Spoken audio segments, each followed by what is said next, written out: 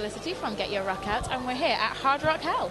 So have you guys had a good day so far? We've had a fantastic day so far, and it was great this afternoon when we were playing. We thought it would be rather early, you know, but the place was full, so it was really, from our point of view, it was fantastic, because you're never quite sure what will happen at that time of the day, you know, whether the hangovers are still kicking in from the night before or whatever. But I have to say that it went down quite well, and the people, we played quite I suppose it's quite an eclectic mix of music. It's not your full-on sort of head-banging stuff. I mean, we give the people time to chill a little bit, you know. So and I think they appreciated that. The noise factor was lowered a little bit. A little bit. Just a touch, though. Just a touch. And have you actually managed to see anybody else playing at all? Oh, we've seen Snake Charmer. Oh, really? Oh yes. Yeah, they were they good? Top class. Yeah. Top class. Neil told me I had to tell him that I'd heard that they were very, very good, and so now you've told me that they were very good. I can say that without lying. No, they were super. But the pedigree there is the treatment we're on as well. We've seen them, and they were great. They're really, really good. They're so young, and they're just what a great sound. They were great. Brand new guitarist as well. It's only his second show with them. We were talking to him backstage, you know, and we were clapping him on the back, saying what a job he did. You know, because it was tremendous. That's a big undertaking, and he did brilliantly. They were great. No, it's really good to hear. I didn't catch them today, but I've loved them in the past, and so it's good to know that he can keep up the standard that they were playing at. Yeah, well, I mean, they're young guys, so, you know, they have it all ahead of them, so, you know, it's kind of, they're one to watch for in the future. And who are you most looking forward to tonight? Who's on your kind of ones to watch tonight list, or do you have to leave quite soon? Yes, the Travel Lodge. In Northern Ireland, we have to say the answer. The answer, yes, I'd like to see the answer. They're a good, great band. And Airborne, I haven't seen them, but I believe they're fantastic, you know, so I hope to catch maybe a wee bit of that before we wander off down the Lonesome Highway. You know. Are you not staying here tonight? No, because we have a gig in London tomorrow night. So we've got to cut a little bit of the journey. You know, other than that, we would be staying for a party, but absolutely, yeah. But maybe staying and getting absolutely hammered the night before a London gig is not a good idea. No, we just drink tea. Speak for yourself. You see, this could turn into another interview that's all about tea, and I've done so many of them that it just shouldn't be allowed, really. I should be barred from talking about tea. You know, one of those we won't talk about tea. Pre-gig tea and post-gig wine. I like it. You see, you've got the right idea. Preferably with like post-gig cheese and biscuits as well to go with the wine. Yeah, that works. Or cheese and chocolate, which is apparently the latest craze. Oh, okay. Yeah. I'll give that one a miss. Apparently it's very nice. I've not tried it, but I'll take your word for it. And you're in the middle of a tour at the moment. So how's it been going so far? It's been fantastic. I mean, we have another 8 to 10 shows to do in the UK here before we head home to Ireland. But we're currently promoting the new album, which is Dark Emerald Highway. So that's going well, you know. So we never really stop touring this band. We tour quite a lot, and so we don't come off the road for very long periods of time. The only time we do is just to get a new album out, and then we're off again. You know, so it's quite a lot of touring we do, and we're back. We start back in January. Then, I mean, we tour right up to Christmas in Ireland. When we finish the UK dates, we go to Ireland. We tour right up to Christmas. Then we have a little break, and then we start again. Then we continually play. Mm-hmm. Yeah. And do you enjoy being in the studio, or do you just see it as a means to get out on tour again? Sometimes I love the studio. Sometimes I absolutely love the studio, but sometimes some of the music doesn't turn out the way you imagined in your head, you know. So some tracks surprise you, and other ones that you thought were going to be really good are, don't really live up to expectations. So it's a yin and yang. Sometimes I love being in the studio. I think it's lovely and creative, but the real aspect of playing music is when we get out on the road.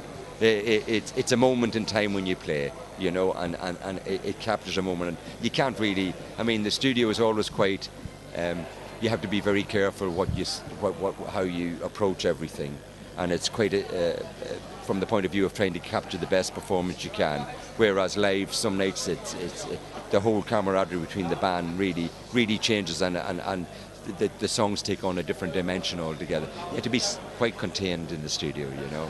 you say I can't do this and I shouldn't do that, you know. So it's a double-edged sword, really. I do like being in the studio, but it's always nicer when you get it out of the way and get back on the road again.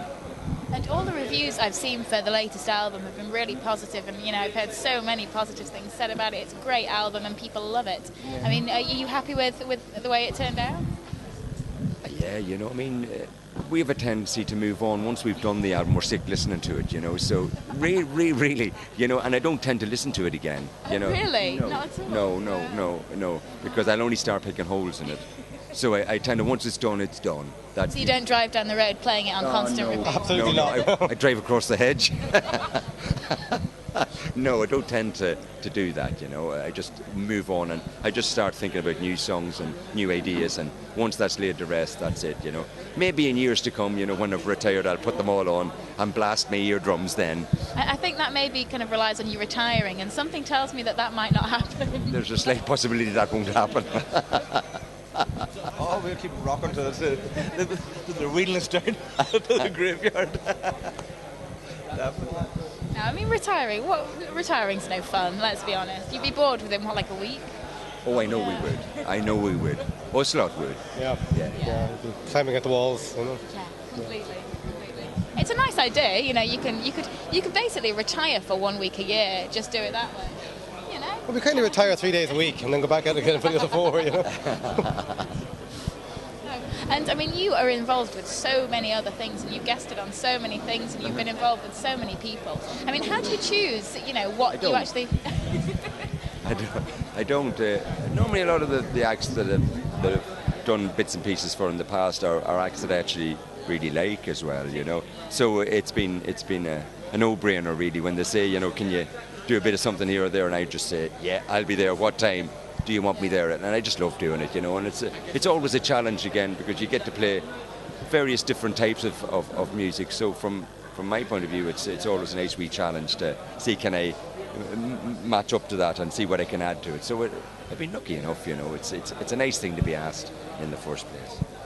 So it's always interesting when people ask you to do something like that there, and you can see what you can bring to the table, or what the objectives are they have, which is always very interesting, I mean, I've done everything from sort of Celtic music to working with Massive Attack, so it's quite across the board, and there's always something, you always learn yourself.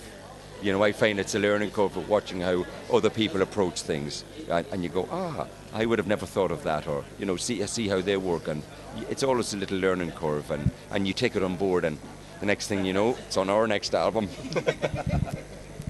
And is there any kind of style of music that you just think, I could never work with that style? I just don't get the rap thing. Oh, okay. Yeah, I know. I just, for me, I like it when it's done in the metal kind of vein. Faith No More and Audio Slave and that, when it's the Rage Against the Machine, brilliant. But it has to be in that rock genre. It has to be in that genre. If it's full on rap, I just don't get it. It just goes over my head. Now, I'm not saying there's anything wrong with it. It's just I don't buy into it. It just doesn't register with me. And so if somebody asked you to do something with a rap record, would you try it just to see? Yes, just to see how much rock I could put into it. And then it's no longer a rap record. Yeah. So how many pinched harmonics can I pull on the guitar? Let's see, can this work? Yeah, I would. And you say that once one album's done, you're already thinking about new songs. Yeah. Does this mean you're already planning the next album? Well, I always say after the last album, that's the last album I'm doing. And then a couple of weeks go by and go, well, maybe I have any. He's 3 songs written for the next one. Yeah, that's as we speak. Yeah, so it's an ongoing process, really. You never really stop. And I never really take a break from it. I love doing that. That's my pastime. Is coming up with bits of ideas, and I'm quite happy sitting in a room by myself coming up with ideas and having fun, and when it gets to I have a little machine at home I can do the overdubs on, and it's like, it's really exciting. The possibilities are endless until I listen back to them. I think, what was I thinking? That's absolute rubbish, but it seemed like a good idea. No, I enjoy that process.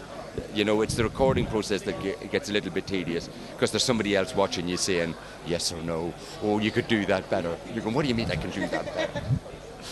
Yeah, it kind of brings out the competitive streak then, doesn't it? Better, sod you. Yeah. So and so the next kind of, the next 6 months, the next year, are you just going to be touring lots? Can we expect to see you pretty much everywhere? Yeah, that's Marty. He knows all about it. Yeah, it's same again. We just keep rolling on, Brilliant. We go home. We go home after this tour, work till Christmas, back out again in the new year, Europe, then into festival season again. Fantastic. And before you know it, the year's gone round again. It's just it flies round, Fantastic. But, and are there any festivals confirmed for next year that you can tell us about yet? There are, but I can't remember what they are. I looked at them. Yes, there are quite a few. Actually more than there was last year. So from our point of view, it's great. But don't ask me to name because I cannot remember them. You see, pulling the whole "I can't remember" excuse is a good one. When you can't actually tell us which ones it is. I like it. Actually can't remember. I genuinely can't remember. The own brain cells are I've lost a few. But no, there are quite a few, and I think we're back in March. We're here in March. That's going to be one hell of a festival. We're here in March again, so I know we're doing that. So because I you know how I know, because I seen a poster today and seen my name on it. I know we're doing Maryport. Yes. I know we're doing Maryport. And we're doing Maryport Festival. And South of France, we're in Nice. Yes. In July as yeah, well. so we quite a lot of festivals in, So we always like the old festivals, but particularly if the weather's good. It's good fun. Yeah, it's this. Let's hope that March here is marginally warmer than this. Actually, it's been lovely here today. You see, I've kind of not left this room yet. Yeah, well, it actually was quite nice here today. I was expecting it to be quite windy and dull and cold, but it's been actually very pleasant. Yeah. So we really enjoyed. We were walking around the. Oh, how lovely! side. Did you find the sea? No, we didn't find the sea, but we drove along it. Oh, okay. But literally, if you walk 3 minutes that way, you get to the beach. We're sick of the sea because we cross it all the time. No, you can't get sick of the sea. I went on my first ever ferry earlier this year, and it was the best thing I've ever done. I got so excited. Well, you're doing 12 times a year, and then. No. I mean, we did. I think we did 8 ferries in like a month-long tour. But by the 8th one, I was still like, we're on a ferry. This is amazing. But yeah, I got laughed at actually quite a bit for that. So yeah, never mind. It's on you. Well, exactly. I thought I had every reason to get excited. The sea is wonderful, but nobody else agreed. I know it is. It is. Yeah. Well, I live near the sea anyway, so it's nice. You see, you understand it. It's fantastic. Anyway, thank you so much for taking the time to chat. It has been an absolute pleasure. And I will be seeing you probably at the bar later, and definitely in 3 months' time. No problem. It's you around. If you're around, you can get the tea in. You can help yourself from my selection box of tea that I've brought with me. Always come prepared. But yeah, thank you so much, and yeah, I will see you later. Thank you.